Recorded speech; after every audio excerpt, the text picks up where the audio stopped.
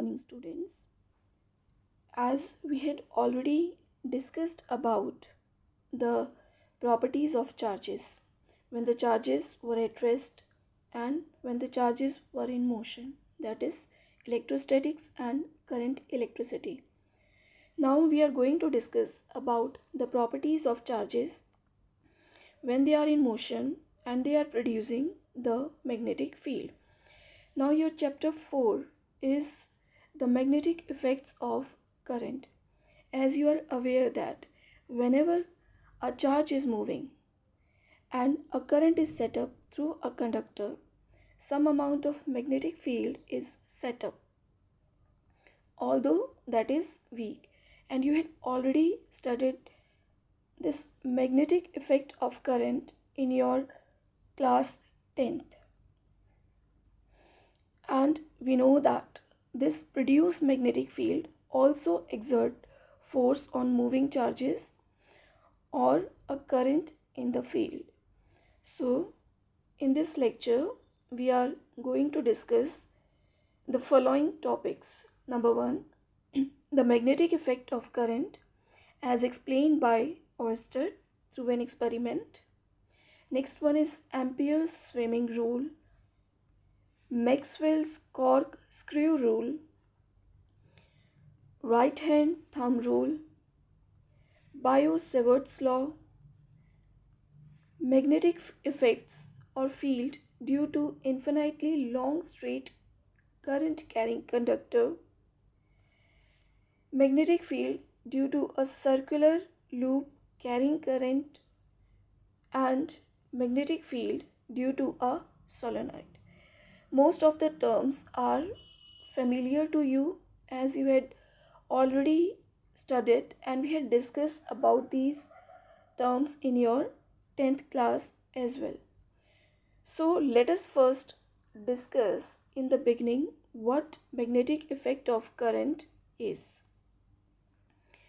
Whenever an electric current flow due to the flow of electric charges, it produces magnetic effect in the periphery around the conductor, and which is known as the strength of magnetic field, or we can say that magnetic field of that moving charges.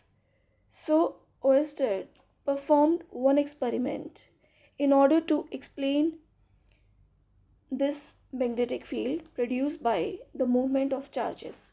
Basically the purpose of Oersted was to prove that magnetic field and the current are not related to each other. In order to prove that, he set up an experiment, and what he found after that experiment, that the magnetic field and the electric current both are interrelated to each other. So what is Oersted experiment? He took a battery, connected that battery to a conductor, and a key is there. Now he next placed a magnetic needle parallel to that wire, and when he inserted the key, like, he observed when the current is being flown through that circuit, there is deflection in the magnetic needle, a slight deflection in the magnetic needle. But we know that magnetic needle only deflect whenever some magnetic field is there. So what he observed, that if magnetic field is being deflected due to the flow of current, it means the magnetic field is there due to that current. So he observed when the current was allowed to flow through a wire, in that case, when the magnetic field is kept below the wire, the needle was deflected from its normal position, that is towards left. And when he placed that needle above, like Again, he took the battery, connected the same conductor, and reverse the direction of current. That is, now in this circuit you can observe that the battery is connected in reverse manner. Now when the key is being inserted, what he observed? He observed that again the deflection is there, but the deflection is in opposite direction. Now what is the difference between these two experiments? In the previous one, the needle was placed below the current carrying wire, and in the second again it is below the current carrying wire, but the battery polarity is reversed.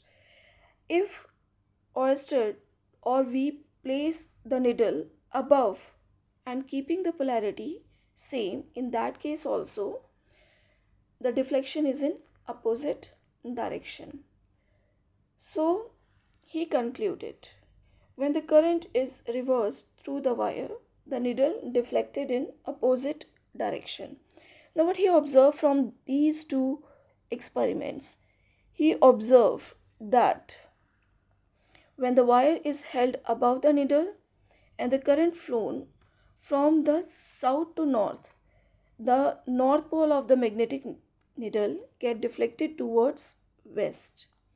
And when the direction of current is reversed, as we had done in the second case, in that case it flows from north to south. The north pole of the magnetic needle get deflected towards east, as we had seen in the second case. And when the wire is placed below the needle, again the direction of deflection is reversed, and when the current in the wire is stopped, in that case what he observed, that the magnetic needle comes back into its initial position. And we know that the magnetic needle can be deflected by magnetic field only. So he concluded that the current carrying conductor produces the magnetic field around it. So after this Oersted experiment, let us discuss the Ampere's swimming rule. And this Ampere's swimming rule gives us the direction of magnetic field. So with these Ampere's no rule or the Maxwell's corkscrew rule or the right hand thumb rule, we can easily find out the directions of the magnetic field corresponding to the flow of current. And what this Ampere's swimming rule suggests, that let us imagine a man who swims in the direction of current from south to north and facing the magnetic needle, which is kept such that the current in his feet, then the north of the needle will deflect towards his left, that is towards west. So his face always turned towards the magnetic needle, and we can see that we are having a swimmer swimming and his feet represents the south, and we can see that when the current is flowing from south to north facing the magnetic needle, there is deflection and the face of the swimmer is going towards west. So what we are going to observe or concluding, that direction can also be remembered with the help of this snow rule. And that snow rule suggests that if current flows from south to north and the wire is held over the needle, the north pole is deflected towards west. Similarly, if the current is flowing from north to south and the wire is held over the needle, in that case the north pole is deflected towards east. So these are just the things, tricks in order to remember the deflection in magnetic field with the flow of current, in which direction it will move. Now, next is the Maxwell's corkscrew rule or right hand screw rule. Now, let us imagine that you are screwing a screw in any wooden block with the help of screwdriver. Now, let us imagine the movement of that screw. So, we can imagine, and after that we are observing that if the forward direction of that screw represents the direction of current, as you can see from this figure, that the tip of this screw is representing the direction of current, that is upward, and we are going to screw this. What we are observing, with the movement of that screw, the screw is going deeper and deeper in any object, and the direction in which we are going to screw this screw represents the direction of the magnetic field. That is, the direction of the rotation of the screw gives the direction of magnetic lines of force around that conductor. Now, what if we are screwing this screw in downward direction? That is, when the screw is rotated in downward direction, in that case the direction of the magnetic field is reversed. So depending upon the direction of current flowing through a conductor, the direction of magnetic field is decided. If the current is upward, the direction of magnetic field lines will be anti-clockwise, and if the direction of current is downward, in that case the direction of magnetic field lines are clockwise. Now, there is another one rule to find out the corresponding direction of magnetic field lines with respect to the flow of current in any conductor, and you are familiar with that, and that is known as the right hand thumb rule or the curl rule. Now, let us imagine that we are having a current carrying conductor in our hand, and if the direction of current is along the direction of that thumb, that is upwards, here the direction of current is upward, and we are imagining that we are holding a current carrying conductor in our hand. So thumb represents here the direction of current, and the conductor of course in our right hand rule. And if we curl our fingers, in that case the direction of magnetic field is being represented by the curling fingers direction. So what a right hand thumb rule says, it says that if a current carrying conductor is imagined to be held in right hand such that the thumb represents the direction of current, then the tip of fingers curling inside or encircling the conductor will give the direction of magnetic lines of force.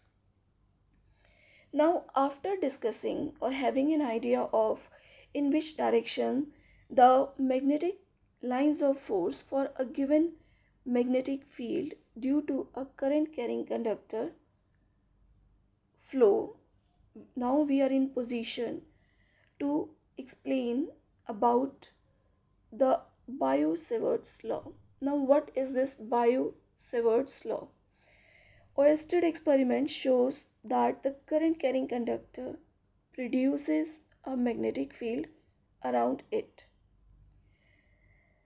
So, it is very convenient to assume that this field is made of contribution from the different parts of that conductor, and these parts are known as the current elements. And what if we want to find out the total current or total effect of that current in this current carrying conductor, that is the total magnetic field produced by a whole conductor. In order to that, we need to find out the current flowing through these small current elements. So let us discuss the Biot-Savart's law. And the Biot-Savart's law says that we are having a current carrying conductor. Imagine that a current carrying wire we are having, and off that wire, because this wire is made up of small length, so as a whole we are not considering this as a straight current carrying conductor, as we can see that this is a curling wire. Now in order to find out the current, let us imagine a small portion and see that current I is flowing, and imagining that a point P is somewhere where we need to find out the effect of this current. That is, this current is producing some magnetic field, and we are going to discuss the effect of magnetic field produced by this flow of current at point P. For that, we are considering a small length of this wire, and we are considering that a small amount of current I is flowing through this current element, that is known as di. Now the position of this vector point P from this dl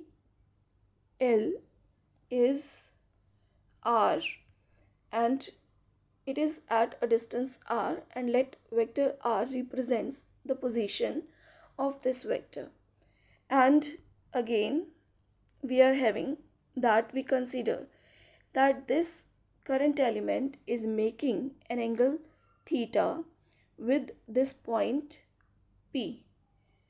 So we are considering another point at the other side of this current, as we know that magnetic field is being produced on the both side of this current carrying wire or conductor, and imagine that this point is again at a distance r from this wire.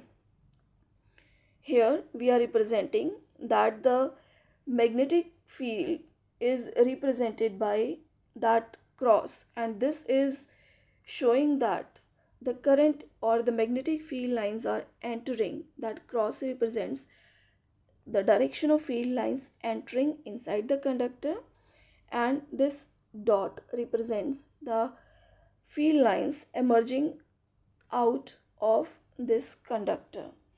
Now what Biot-Savart says, that the magnitude of this magnetic field as being produced by this current is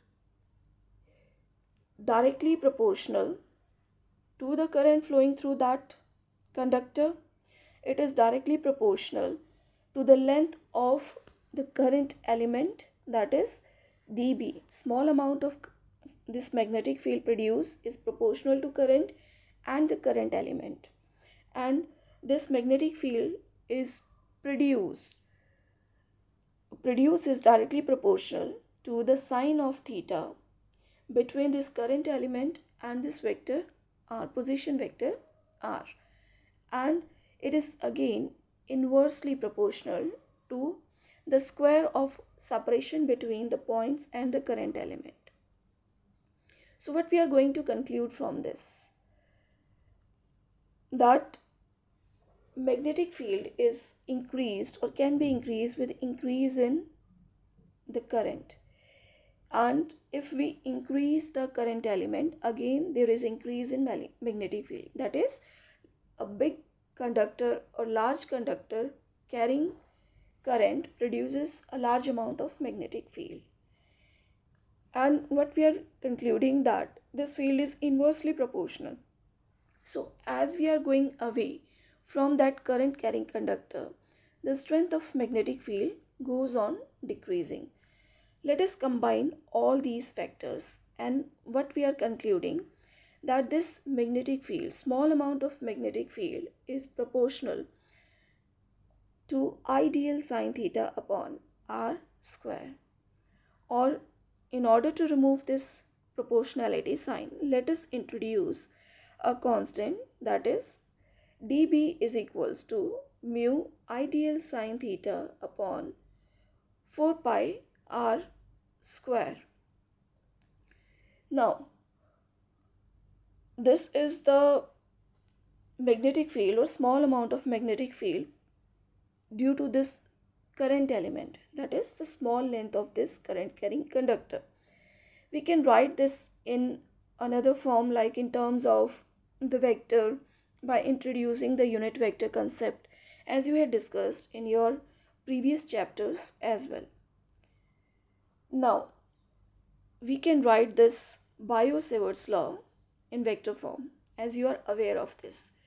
dB is equals to, or the vector dB, that is, we know that the magnetic field is a vector quantity, so this is equals to mu naught upon 4 pi id L vector into r unit vector divided by r square.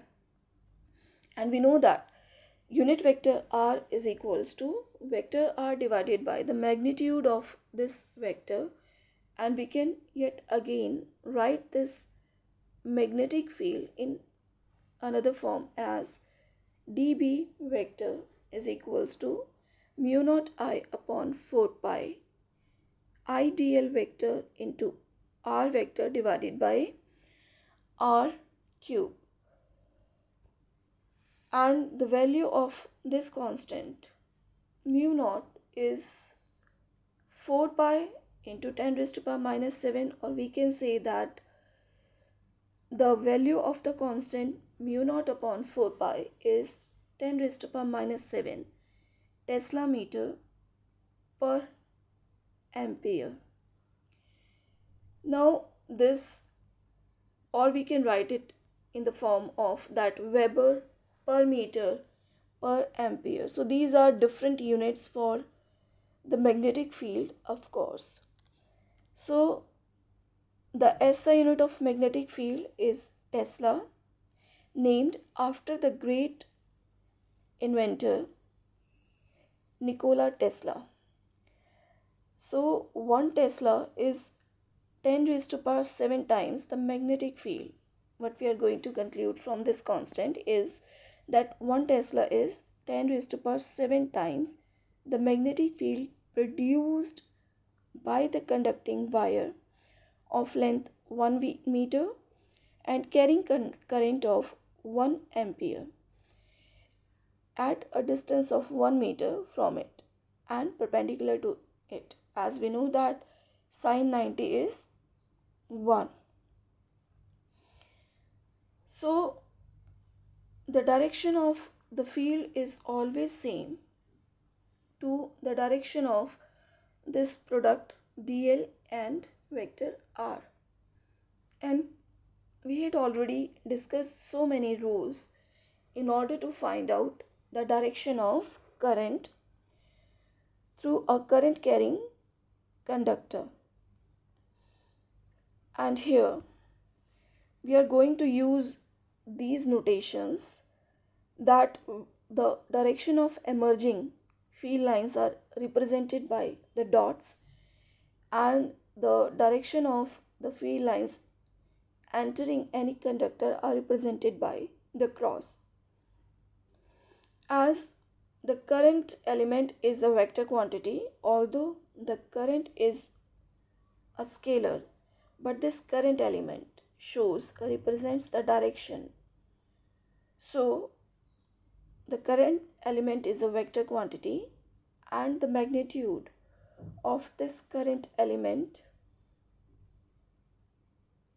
is the product of the current I and the length of the element having the direction of the flow of current.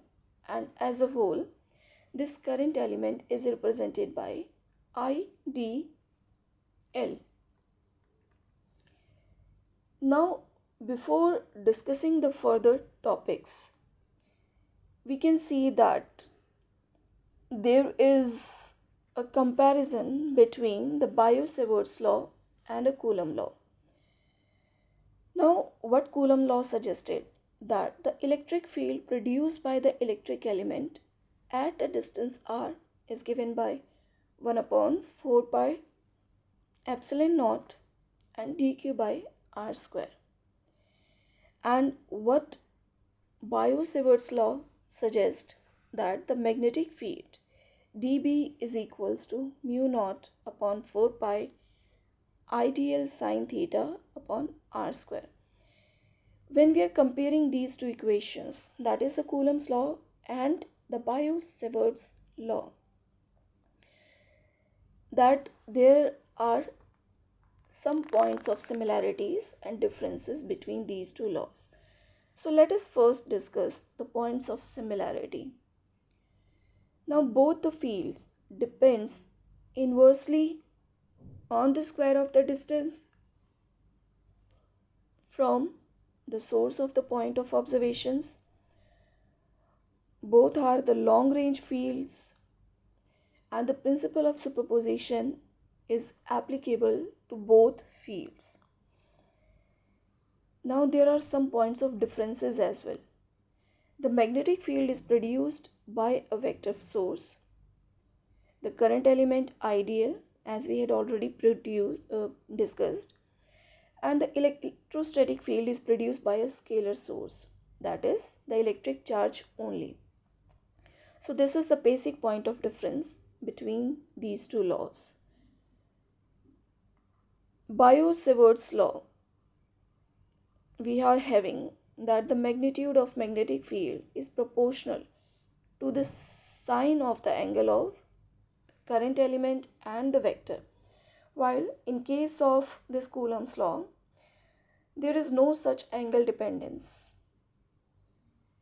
So these are the points of differences and similarities between the Biot-Savart's law and the Coulomb's law. After these points of similarities and differences, our next topic is to find out the magnetic field due to a straight wire carrying current. Now let us consider a long wire of length L which is carrying current I, and we need to find out the magnetic field at any point P who is perpendicular distance from this wire is suppose A. So we are considering a current element, that is small length dl, and this point P is at a distance r from this current carrying wire. Now the distance of this point from this element, length element or current element di is r, but its perpendicular distance is a from that current carrying straight wire. Now after this, let us imagine that we are having again a triangle and the current I is flowing in this. Now we are going to discuss when the current is flowing above, when the current is flowing below through this current carrying wire. And let us imagine that this point P is making an angle theta, that is vector R is making an angle theta with this current carrying wire, and phi is the angle between this perpendicular and this vector R. Now let us imagine that we are joining these points obliquely to this current carrying wire, and this is making angle phi 1 with the perpendicular, and again for the upper side again it is making an angle phi 2 with this current carrying strong wire. Now, this shows the direction of magnetic field, and we can see that the cross is here, and this cross represents that the magnetic field line is being entering at this point P. Now, we know that according to Biot-Savart's law, the small amount of magnetic field due to this current carrying wire is mu naught upon 4 pi into IDL sine theta divided by r square. Now, from this figure and from this triangle which the perpendicular, the current element and the vector r is making, we are having this phi plus theta is 90 degree and sine theta here is a by r, and this sine theta is equals to this cos phi, or what we are concluding from here, that this position vector r is equals to a by cos phi, and tan phi is equals to 1 by a. So the current is equals to a tan phi here, and we can write that our small amount of current, that is current element, is equals to a secant square phi d phi. This we obtain by differentiating I is equals to a tan phi. Now, what we are having, after substituting the values and taking the integration, why we are taking the integration? We are taking the integration in order to find out the total amount of the magnetic field through this current carrying element. So, in order to find out the magnetic field, total magnetic field at point A, due to the entire conductor, we are going to integrate this dB, that is small amount of magnetic field, and taking the limits minus phi 1 to phi 2, that is we are changing the position or angle of this point P from the lower to the upper end, and in order that we are finding out the total magnetic field. Now this phi 1 is taken negative because here it is anti-clockwise, but if we are considering the direction of movement of this point P clockwise, in that case we are going to take it as positive.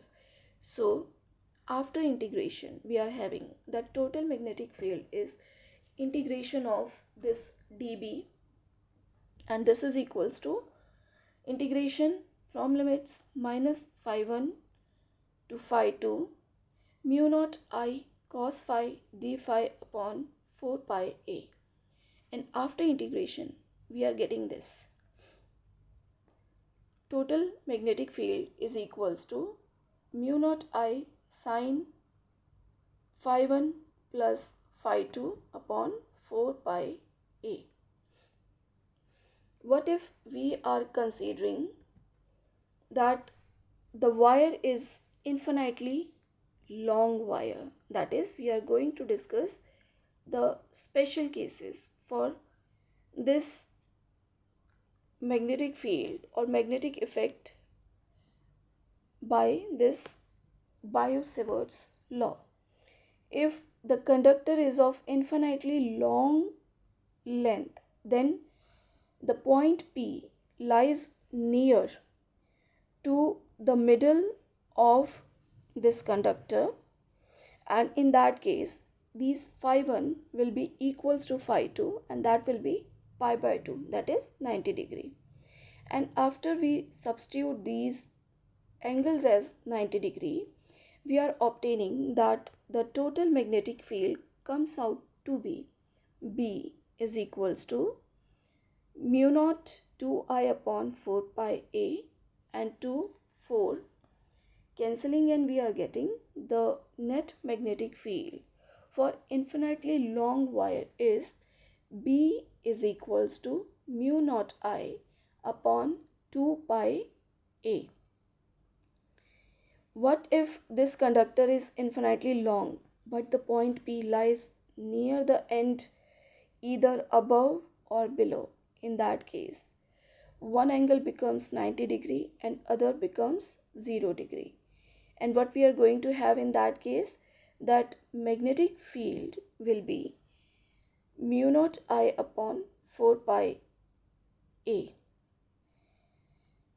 So what we concluded, that the magnetic field due to infinitely long straight current carrying conductor at its one end is just half that at any point near the middle, and the condition is that the 2 points are at the same perpendicular distance from this conductor. Now, the direction of this magnetic field is same as the direction of the current element, and which can be found out using the right hand screw rule. Now we are going to discuss this effect of field for two extreme points. So we are having two extreme points at upper or lower point of this current carrying wire at a distance A perpendicular to the current carrying wire. And what we are going to observe, that as the distance is increased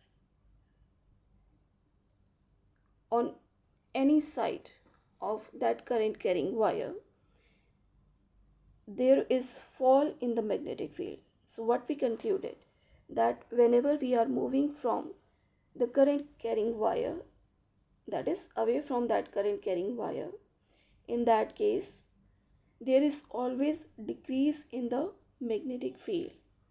Now the direction of magnetic field lines can be seen from the simple two observations. We are having a plate, and here I represents the wire carrying current, and the direction of current is upward.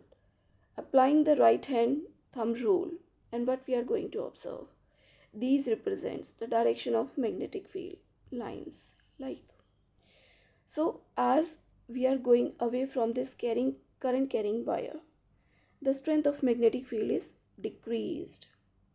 If we are considering the direction of current carrying wire or the direction of current downward, again applying the right hand thumb rule, in that case what we are going to observe, these shows the direction of magnetic field lines clockwise, but as we are going away from the conductor, then the strength is being decreased.